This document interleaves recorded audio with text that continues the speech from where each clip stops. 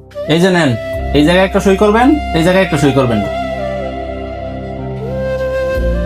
কিরে সই যে করবি বুঝা করতেছস? হ, আমি যা করতেছি বুঝছেই করতেছি। হেরে আমি আর রাখতাম না, হেরে এবার আমি ডিভোর্স দিয়েই ছাড়বো। আর তোরা লইছি তুই সাক্ষী দিবি। বন্ধুত্বের খাতিরে না হয় সাক্ষী দিলাম, কিন্তু আরেকবার চিন্তা করে দেখ, তোর কিন্তু একটা মেয়ে আছে। আমার মেয়ে আছে তাতে কি?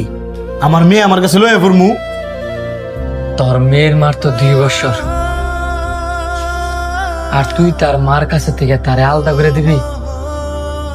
তার কি মা দরকার না? আমার মেয়ের যদি মা দরকার হয়, প্রয়োজন হইলে নতুন আরেকটা বিয়ে কইরা নতুন মাইনা দিমু, তারপরে হেরে রাখতাম না।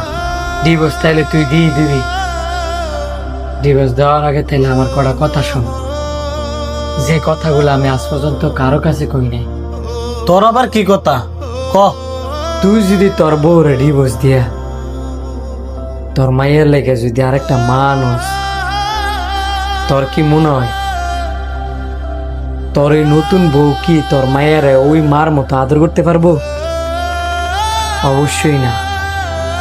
হয়তো বা 2-1 দিন আদর করব, কিন্তু তোর ওই বউর ঘরেও কিন্তু ছেলে বা মেয়ে কোনো না কোনো সন্তান হইব। পরে পরে তোর মাইয়ের কি হইব? শোন, কোনো মেয়ে ওই নিজের সন্তান রাখিয়া সতীনের সন্তান রে নিজের সন্তানের মতো আদর যত্ন করে না। বন্ধু, তুই তোর বিষয়ে কি কথা কইতে নিছিলি হেডা ক। হেরো আর সাফাই গাইস না, কারণ হে অনেক খারাপ। আর প্রয়োজন হলে আমি বিয়ে করতাম না। আমার মায়ের আমি মা, আমি বাপ। আগে তো আমার কথাগুলো শুনবি। তাড়াতাড়ি ক। তুই মা তুই বাপ, যদি এরকমটা হইতো তাহলে আল্লাহ পাক তোরে ওই রকম ভাবে সৃষ্টি করতো।